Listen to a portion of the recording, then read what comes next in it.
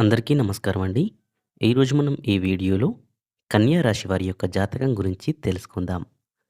ముఖ్యంగా రాబోయే 4 రోజుల్లో కన్యా రాశి వారిలోని ఎస్ అక్షరం ఉన్నవారు ఖచ్చితంగా జాగ్రత్తగా ఉండాలి. మరి ఈ సమయంలో వీరికి ఎలాంటి పరిణామాలు సంభవించబోతున్నాయి?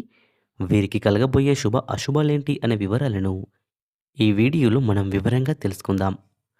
వీడియో నచ్చితే ఖచ్చితంగా లైక్ చేయండి.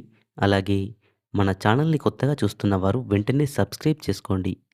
ఇక వీడియోలోకి వెళ్ళిపోదాం. శ్రీ కంచి కామాక్షి అమ్మవారి ఆశీస్సులతో జాతకం చెప్పబడును. ప్రేమ సమస్యలు, పెళ్లి సమస్యలు, ధనం నిలవలేకపోవడం, భార్యాభర్తల మధ్య గొడవలు, వ్యాపారంలో నష్టం రావడం, ఉద్యోగ సమస్యలు, అలాగే స్త్రీ పురుషుల వశీకరణం కూడా చేయబడును. ఇంకా ఎలాంటి సమస్యలకైనా సరే గురువు గారికి నమ్మకంతో ఒక్కసారి కాల్ చేయండి. 100% పరిష్కారం లభిస్తుంది. Phone number 9000556240. ఈ రోజున ఈ కన్యా రాశి వారు చాలా జాగ్రత్తగా ఉండాల్సిన సమయం ఇది. ముఖ్యంగా మీ పేరులో ఎస్ అక్షరం ఉన్నవారైతే మరింత అప్రమత్తంగా ఉండాలి. ఈ సమయంలో వీరు పెద్ద నిర్ణయాలు తీసుకోవాల్సిన పరిస్థితులు కూడా ఎదురవచ్చు. మీరు ఎవరిని నమ్మాలో, ఎవరిని నమ్మకూడదో తెలుసుకోవడం ఈరోజు చాలా ముఖ్యం.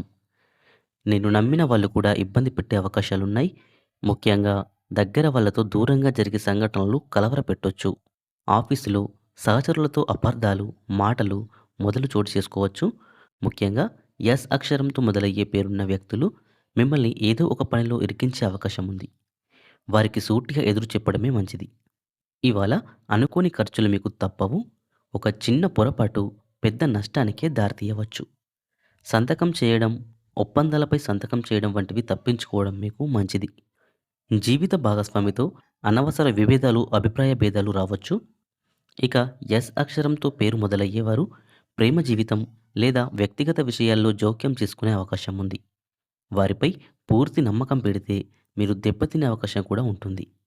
ఇక ఎస్ అక్షరంతో పేరు మొదలయ్యేవారు చెప్పే విషయాలు శ్రద్ధగా వినండి, కానీ మూఢనమ్మకంగా నమ్మకండి.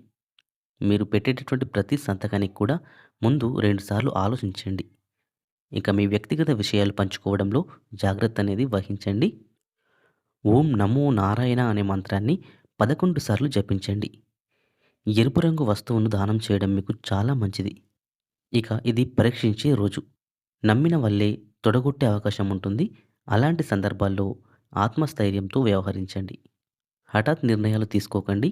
మీకు మంచిని చెడ్డని వడపోసుకోవడానికి ఇది ఓ బుద్ధిమంతుల పరీక్ష రోజని గుర్తుంచుకోండి. మీ పనిలో జాప్యమైన రేపటి రోజు మంచిదిగానే మారుతుంది.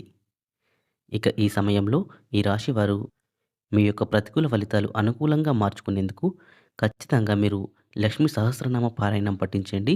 అలాగే దుర్గాదేవిని కూడా పూజించండి.